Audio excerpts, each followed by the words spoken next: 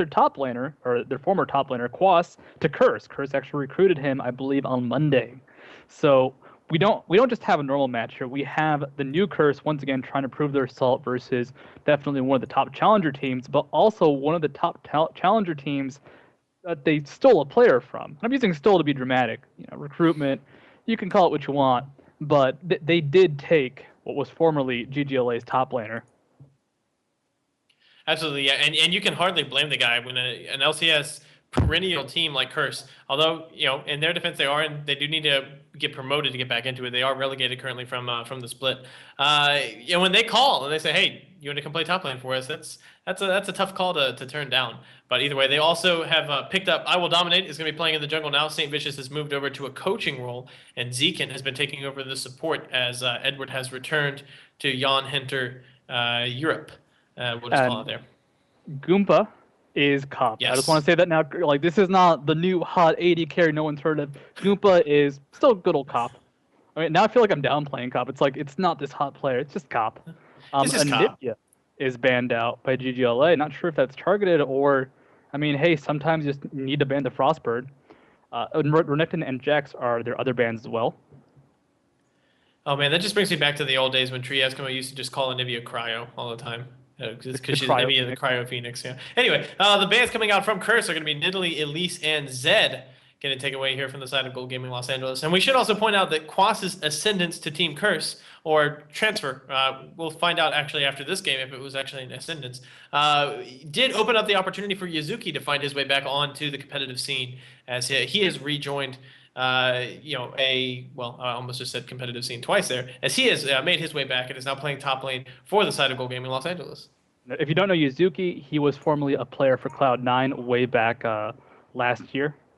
Left in January after the team did not make it into the LCS, and he is an incredibly good top laner. He's just always had issues because, Orbit was an old team, had a lot of problems themselves, and finally recovered to become Cloud9 recently.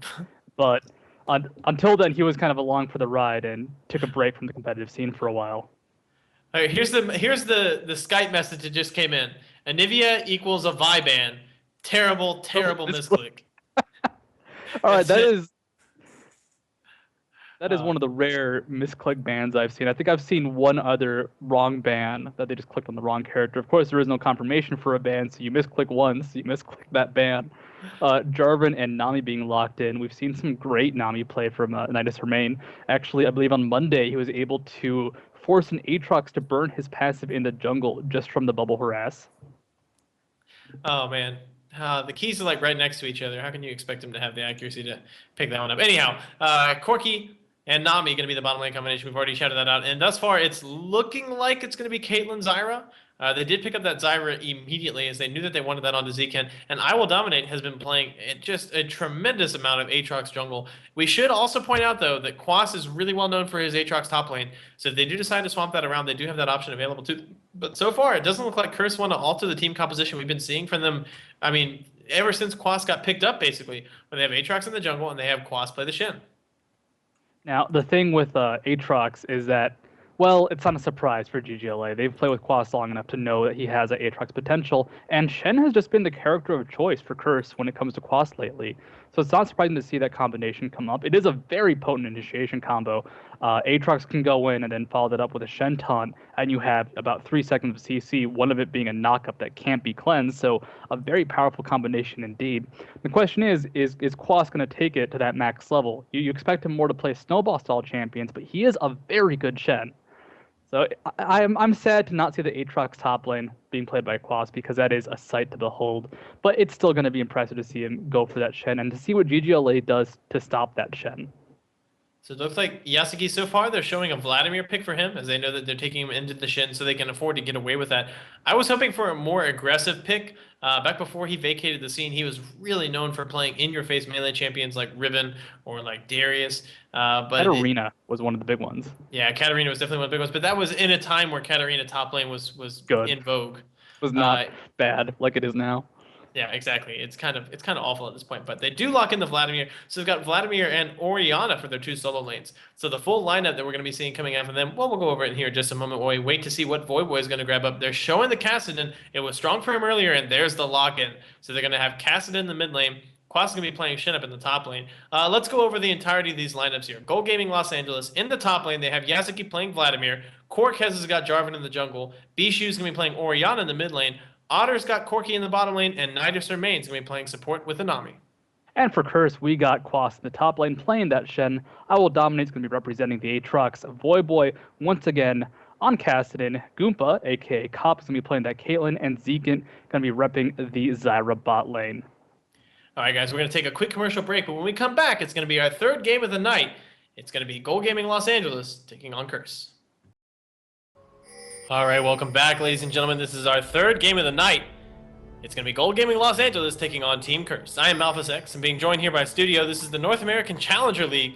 We're currently in week number 2 and day number 3. Studio, talk to us about what we're about to see. We're about to see a level 1 grouping coming out from Curse. It looks like they might want to try and get some wards down aggressively in the ggLA bot side jungle.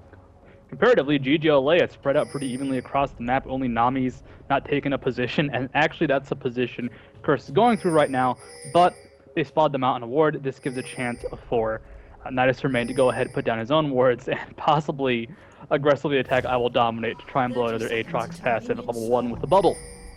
Doesn't happen often, but when it does happen, I am just so happy to see it. All right, so at this point we see Otter is already standing down there protecting his tower, making sure it stays at full health.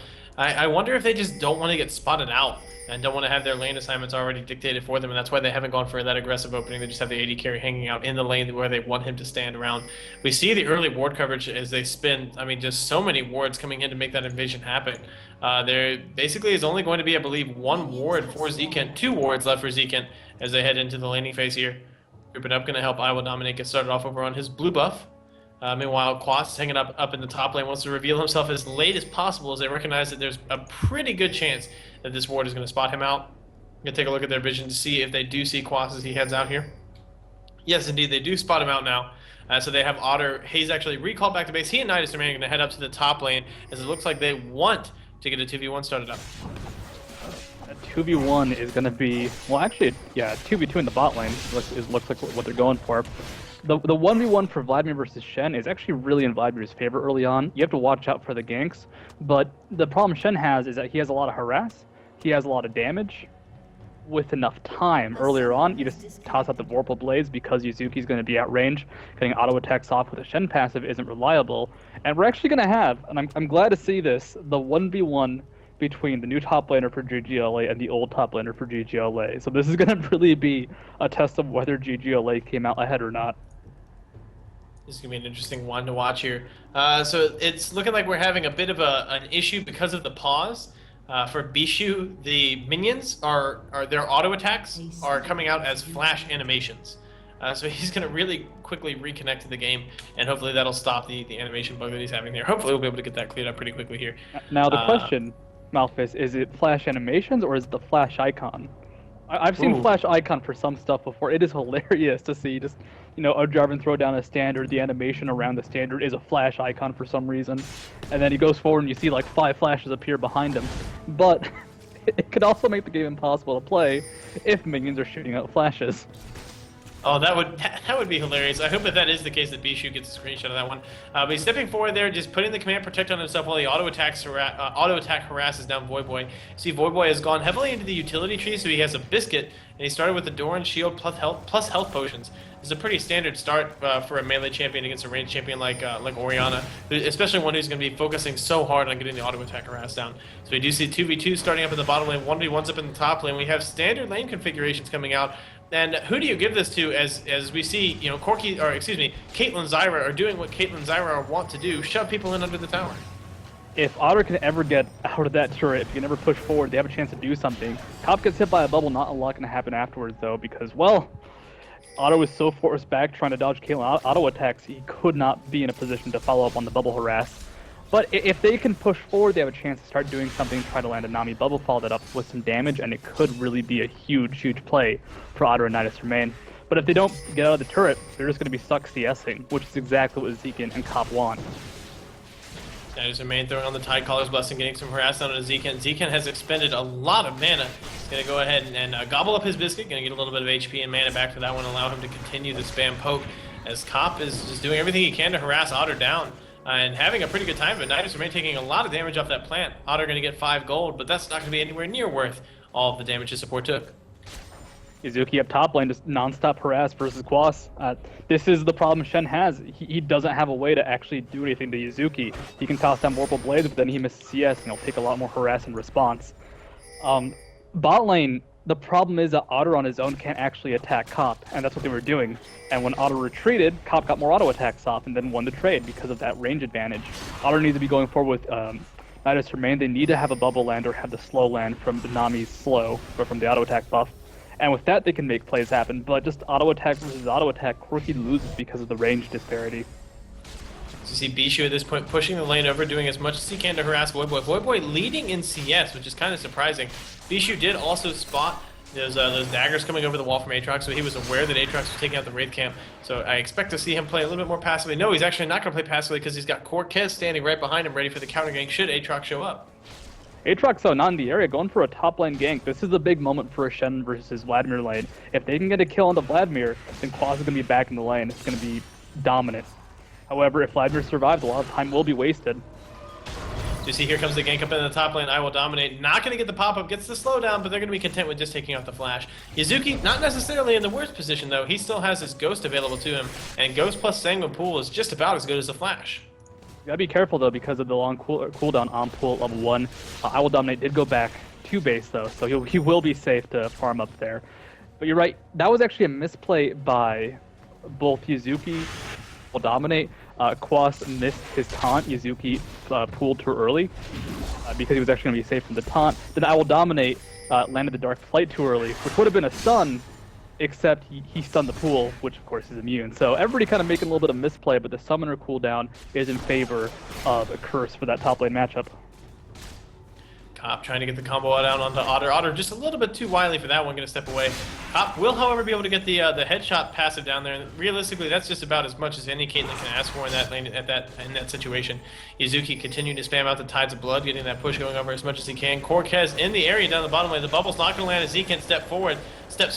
Cortez trying to get into range for initiation. There's the flash, not going to get the knockup as Zeke can't able to flash away. So they trade Flash as jungler for support. It's going to be a bigger deal if Cortez does not repeatedly go towards the mid lane or bot lane. It's actually Bishu now in danger in the mid lane. I Will Dominate, could go for an aggressive Dark Flight, but it looks like he just wants to push him off, get some CS secured for Voyboy, who is doing quite well in the mid lane. Still behind though, but you kind of expect that with the Cassidy matchup. The problem for Nidus Remain was that it's so hard to predict the bubble. At any point in the game, lining a bubble is a difficult thing to do, and he expected Zeke to be a little bit more defensive when he rushed forward at him, because most supports tend to back off if the enemy laner gets absurdly aggressive for no reason. Exactly. You have to expect the gank to come out, but realistically, backing away and getting caught by the bubble is by far the worst thing that could happen to you in that situation. Quas trying to get the taunt down. Yasuki has already used his Sanguine Pool, as now he sees I Will Dominate coming in here. He's going to go ahead and pop the Ghost. Doesn't want to get popped up by that one. Throws down the ultimate. It's not going to matter. I Will Dominate, pops the Massacre, and picks up first blood. That's a huge, huge kill. This means Quas, he doesn't get the kill goal, but he gets the assist goal. But now he's going to get some more time with the minions, get some more time to farm back up. And Yuzuki's just going to be behind now. He does pick up the revolver, but any advantage Shen gets, especially this early in the matchup, will build very, very quickly. He will not kill Yuzuki, but he will be able to survive, he will be able to farm, and he will be able to do a whole lot more earlier on in the game has at Stand United because he has that global teleport. Essentially, next time Quas uses his ultimate, if Yuzuki sits in lane and farm, then Quas will not really lose anything. He will still be at the same level of farm, even if he doesn't accomplish anything by going to a different lane. So you see Voyboy walking over a vision ward to get a ward down into the opposing jungle, so he has a little bit more warning about where Cortez is going to come from, and this might end up baiting him out, as he'll think that he's a little bit safer than he is, as Cortez knows exactly where that ward is, knows exactly where he needs to go to get around it to make a gank happen in any case. Of course, Voyboy is level 6 at this point, so between Riftwalk and Flash, he'll be just fine, as I Will Dominate takes the blue buff away for himself there. Not sure if he just messed up, wanted to make the transfer happen, or what the situation was. But either way, Voyboy is going to have to do with just his Tear of the Goddess for mana regen at this point. A little bit of a mistake coming out, as I Will Dominate now trying to solo Dragon, so he does have the benefit of having an extra CDR to try and take this out, but it doesn't give a whole lot because he's mostly based off auto attacks. This is going to be pretty safe, as I Will Dominate is actually going very low, but they do now have Cop to help tank the Dragon. And of course, Cortez not in the area, so a very clean Dragon pickup at the 8-minute mark for I Will Dominate and the rest of Curse. And that's just one of the other things that having as much lane pressure as Caitlyn Zyra offers your team. They're able to consistently shove the lane up. You don't necessarily know where they go once the lane gets shoved, and they push you over under the tower again and again and again. And just like that, you don't have the dragon control you necessarily need to make a contest when something like that comes up.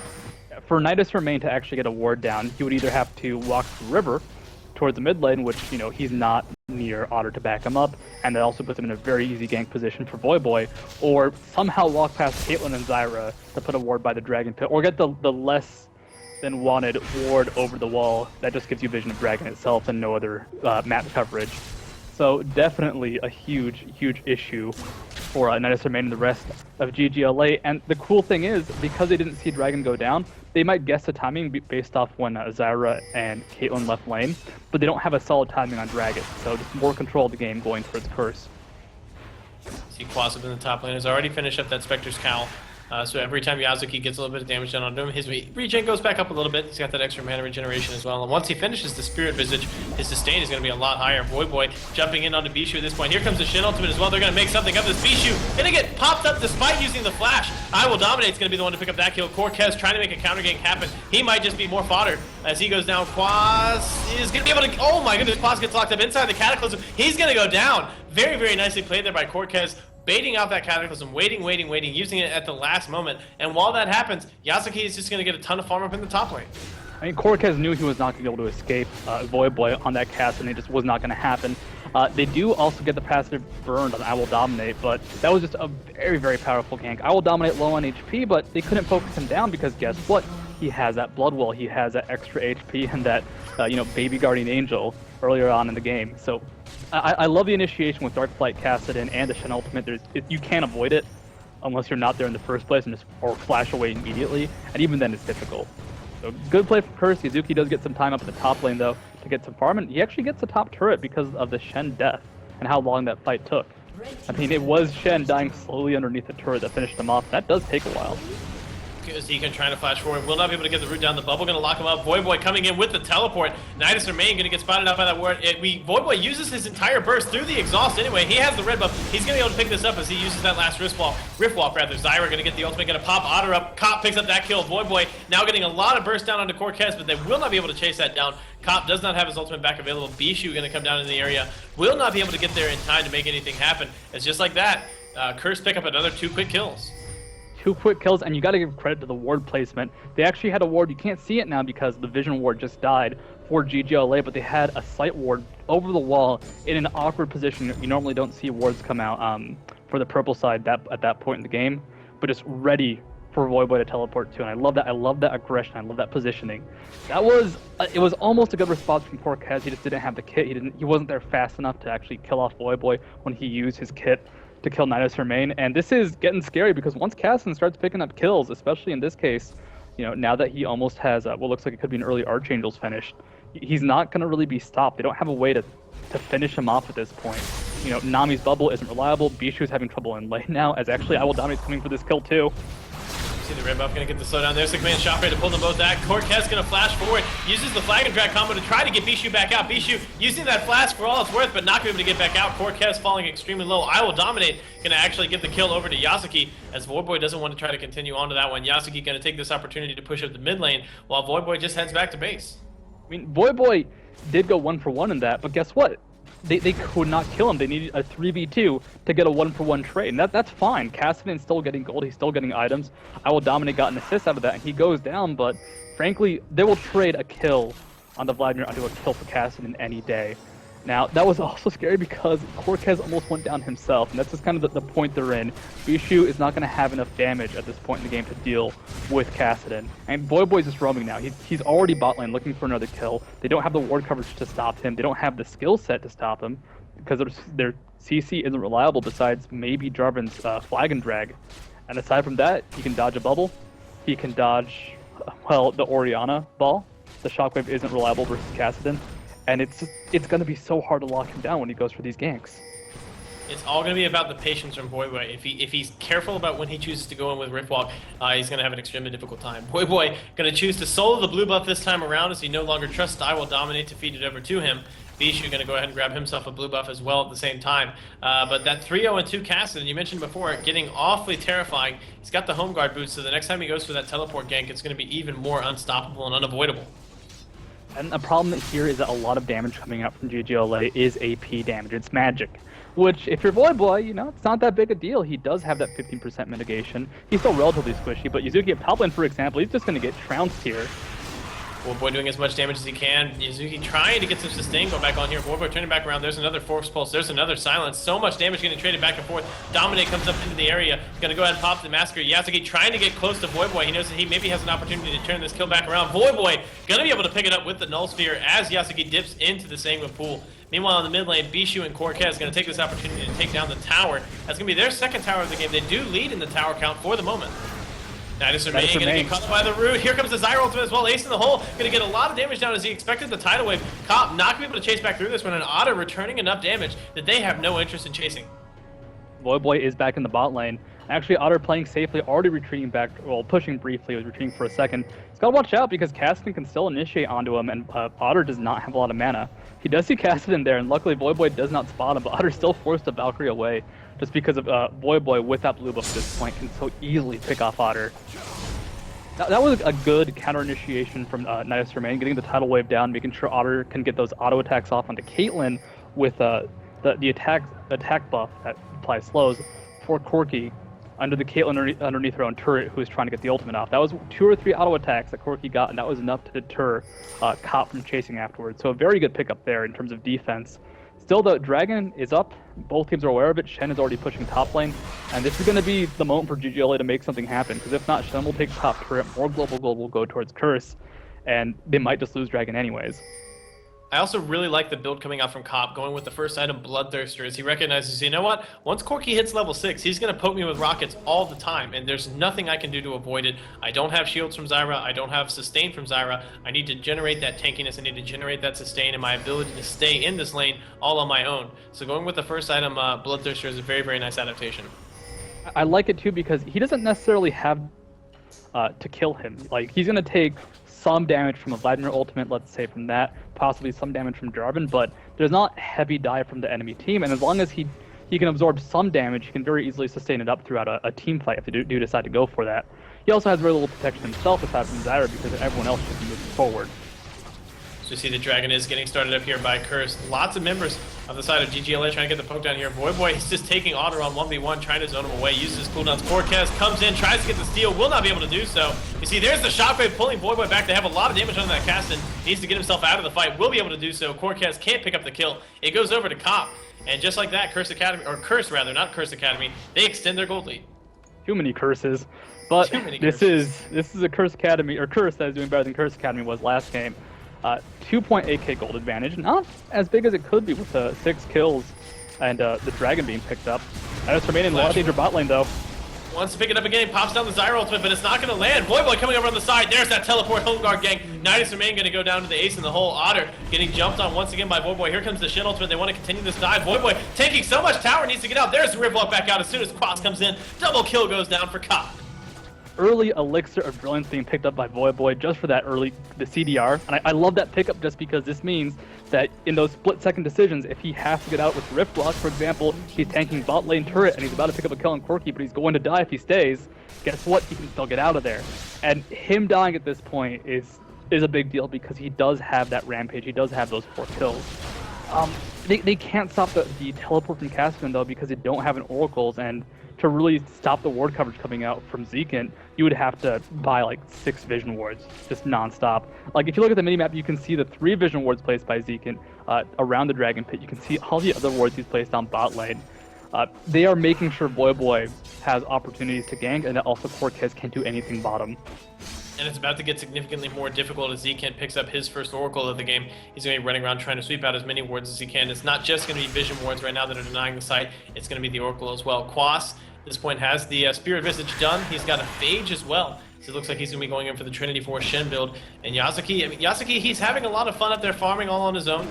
He's got the Spirit of the Spectral Wraith completed and the Needlessly Large Rod.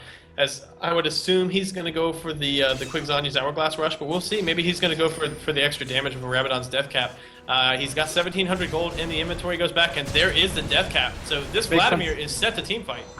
He needs that. He needs that early game damage. He needs to be doing more as this game transitions to the mid game, because frankly, the team is behind. They're 210. Voyboy's been a terror this game, and they know that if they do not start doing something now, if they do not make sure that Vladimir doesn't build defensively but builds just to get kills, that they're just going to lose the game, because Voyboy will just take control. Top turret is going to be traded for bot turret, though. Not bad for the members of ggLA. As actually Izuki goes forward, going for an aggressive play here. This is dangerous. I will dominate. Going to pop the Massacre. Quas gets the taunt as soon as Yasuke comes back up from the Sanguine Pool, and he's just going to get absolutely deleted off the map. Quas significantly tankier than the last time those two tangoed, and I will dominate plus Quas will be able to clean up that tower. It's a lot of physical damage coming out. He doesn't have the Zonias, he doesn't have the tankiness you would normally expect from a Vladimir going towards that Zonias build, so a little bit of a, I'd say, misinterpretation of his own strength, but the problem is that means top turret goes down for a kill, and the gold lead just widens once more in favor of Curse. I will dominate, trying to make up for his past transgressions, actually getting Voyboy 2 blue buffs on this rotation. Voyboy picked up both Curses and now Gold Gaming Los Angeles. See, Otter is in a bit of a tenuous situation as he's in the mid lane farming. There's 3 members of Curse right behind him. Voyboy wants to go in. The bubble's going to come down. It's a beautiful double bubble. Triple pop-up coming out from Cortez. The Nami ultimate actually canceling the Dark Flight as it comes in. Voyboy gets exhausted. Quas going to get the taunt down on the Nidus Remain. They wait. No, they don't actually manage to funnel that over, as I believe Quas, he must have auto-attacked or something. He doesn't have a Sunfire Cape. Picks up Nidus Remain right as the Ace in the Hole was coming in. Now they've taken the support off the map. There's no counter-engage coming back down. Yasuke shows up into the area, though, and Curse going to take that opportunity to vacate that mid lane. Nidus Remain with the biggest bubble I've seen in quite some time. Gets 2 of the members of Curse. Is actually Cortez. Does get his own red buff back. I was going to say steal it, but then I realized, no, that's his red buff. That's on his side of the map. But that bubble and tidal wave was amazing. It stopped the Dark Flight. It got 2 members of Curse, so they went for that initiation, but they did not have any way to deal with Shen.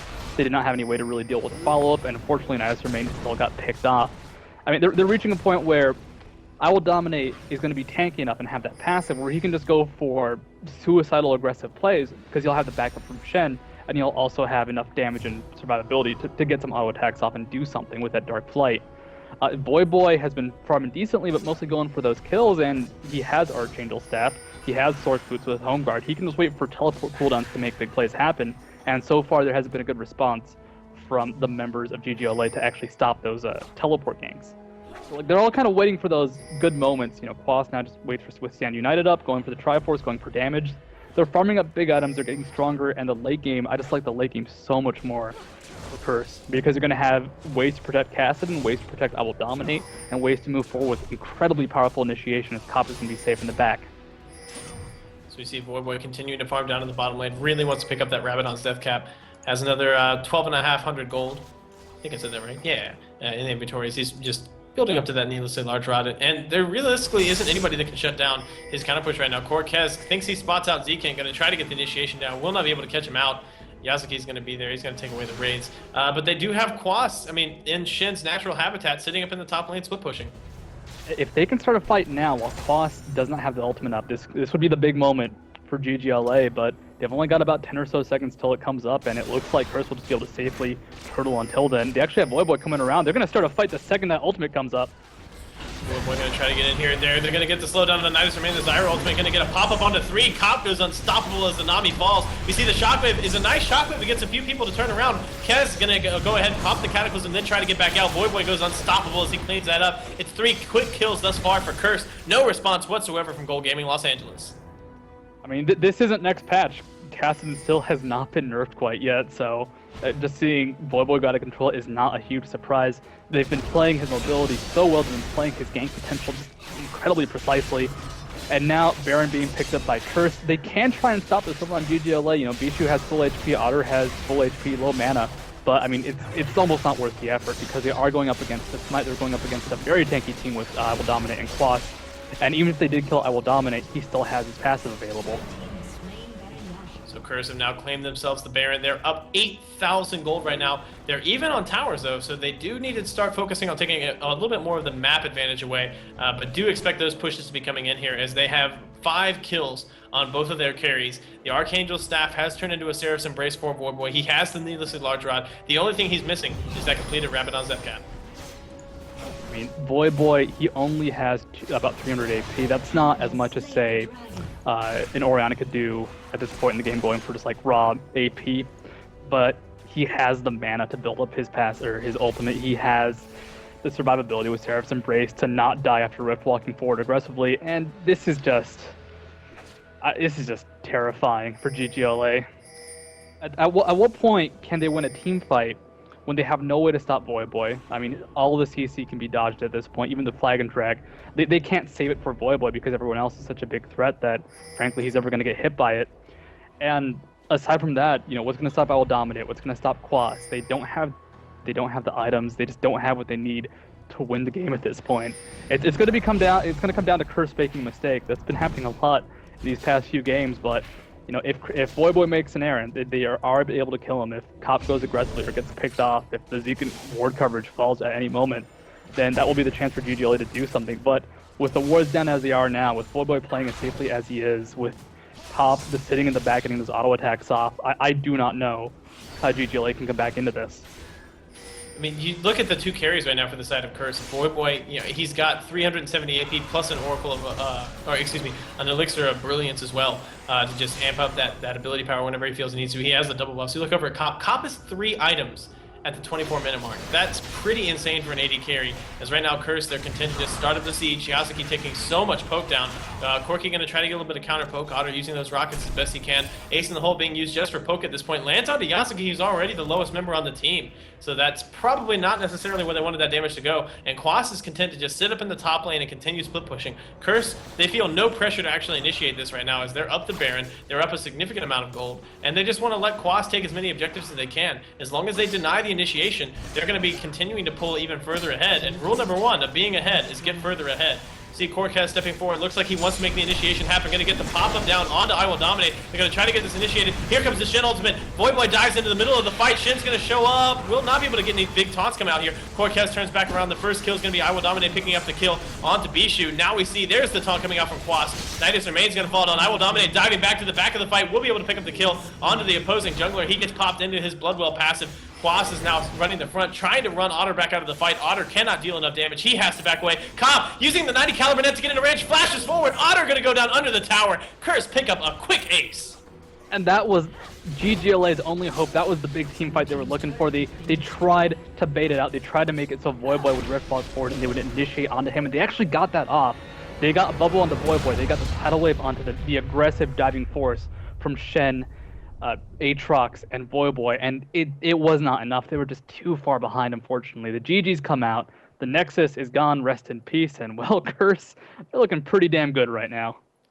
That was an absolutely fantastic showing for them. We're going to take another quick break, guys, and when we come back, it's going to be our final game of the night. Complexity